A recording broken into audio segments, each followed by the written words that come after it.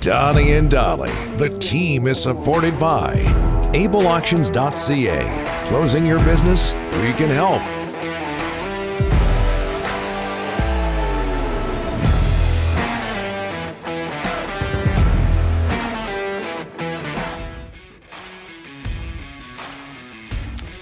All of our guests today, including Kelly McCrimmon of the Golden Knights, standing by, brought to you by the Bayside Oceanfront Resort. And certainly we want to thank the Bayside and Waddling Dock for helping us out this past year.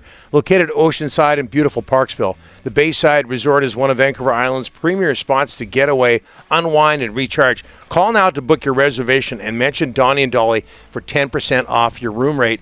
Book your island getaway at BaysideOceanfrontResort.com or call 250-248-833333. We have a special contest giveaway in our next segment. Just before we get to Kelly, Delaney's OK Tire in Langley, inbox Surrey. Ryan, when do the pony rides start at that kid's party? The pink balloons. This is all Ryan. Just balloons in general. Balloons in general signifies a kid's party. We are the farthest thing from kids. Kind of gives you an idea what our budget we're at the other end of the we're at the other end of the spectrum. Canucks in Vegas tomorrow for the second game of the important home and home against the Golden Knights. Important for both teams. Joining us now from the Golden Knights, General Manager Kelly McCrimmon. How are you, sir? Doing well, Donnie. How are you? Very well, very well. Becoming a regular on the show. Hey, can you put into words, Kelly, just how challenging this season has been for your team, given all the injuries?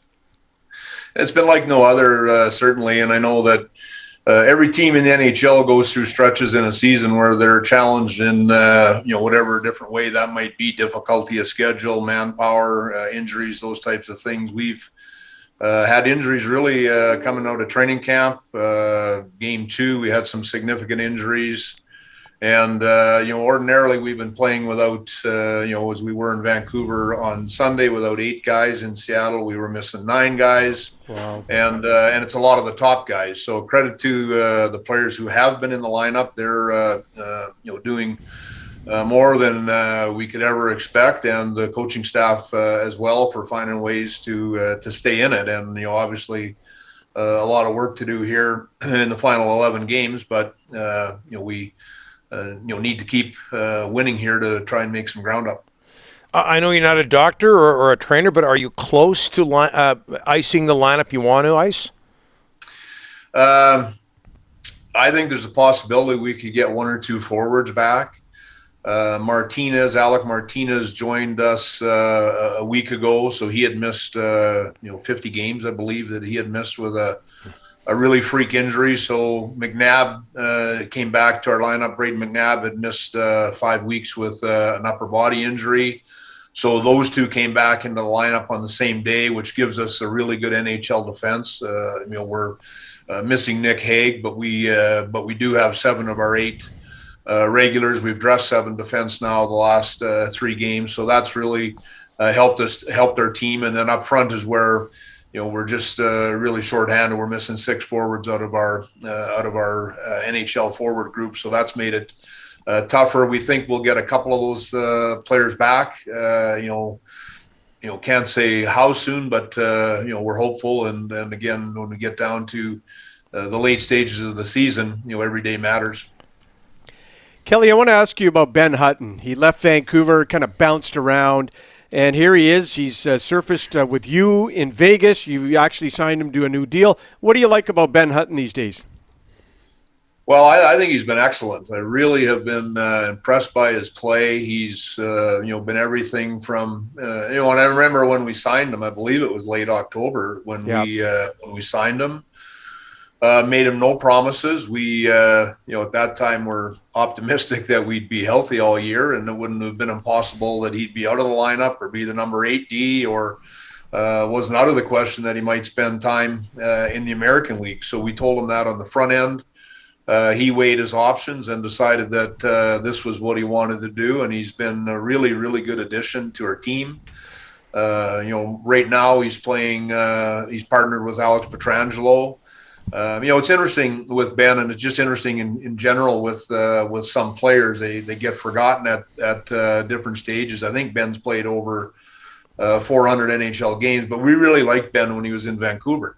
And, that goes back a while now, but he was a guy that we always had time for. And then I believe his path was LA, Anaheim, Toronto.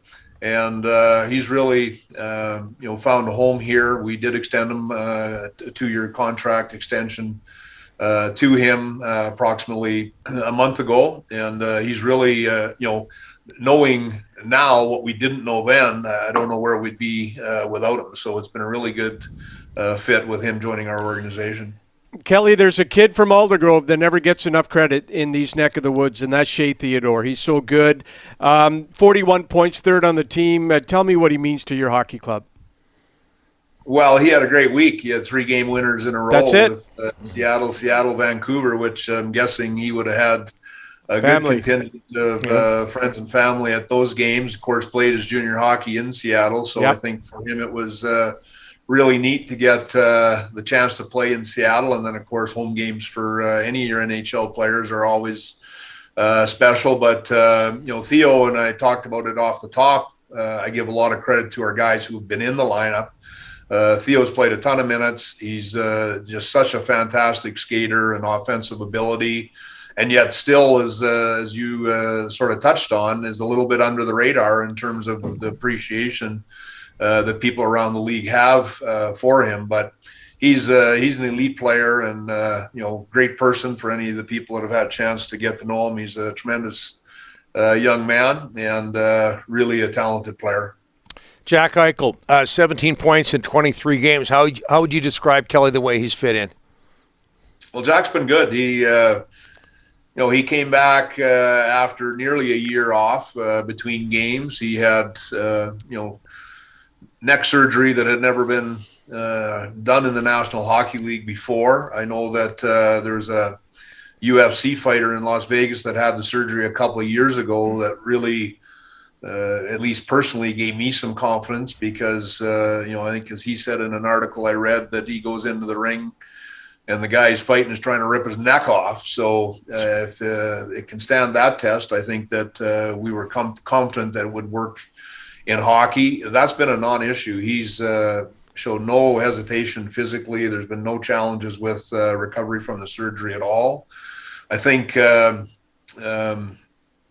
night I thought the game in Vancouver in the first period, there's just a handful of things he does every night that, not many players in the game can do. We have him, effectively centering 2 lines right now because we're dressing 11 forwards. So he and primarily Chandler Stevenson rotate through that final pairing of forwards to give us 4 lines. The other thing that somebody mentioned to me just this morning, I can't remember who it was, might have been one of our trainers, was something that our pro scouts talked a lot about when we were making the decision to acquire him. And that is with respect to his competitiveness. This guy wants to win. This guy wants to make a difference. And he really plays hard for us. So great addition. He's an elite player that, we felt at the time that we made the move was something that we didn't have. Of course, this year without having a chance to see our lineup at any point in the season, it's a little bit, you have to kind of have that 35,000 foot perspective to get a sense of what you think of your team. And he's going to be, just a huge part of it as he heads into his prime. And Cal, before we let you go, I know you're focused on the players and the coaches and the rest of the front office, but the fan base in Vegas, have they been understanding of the difficult situation you're in? Well, our fan base is pretty spoiled. Yeah, exactly. In 11 playoff series in 4 years. So, they have tremendously high expectations, as we all do. I think I got asked that question actually on Sunday when I was in Vancouver for our game.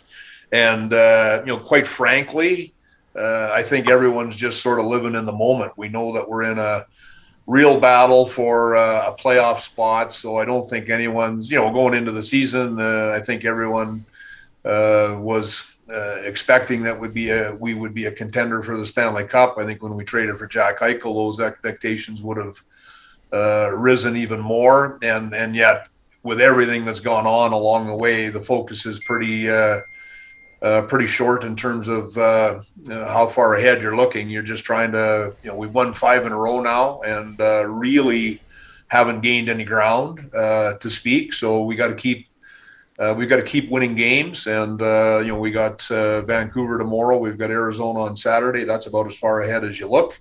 So that's really where I think, to be honest, I think our fans are sort of focused on the same thing right now. I think you're getting a text there from McPhee. We'll let you go, Kelly. Thanks. Thanks for having me, guys. It's a tremendous honor. Yeah, thanks very much for having me. Well, you've been great to us, Kelly, and we appreciate it. Thanks so much. All the best. Yeah, anytime, guys. Thank you. You bet. He's been just great. I mean, he's the GM of a National Hockey League club, and we've had him on like 3 times on this show in the last year. That usually isn't the case with NHL GMs. Kelly's been great.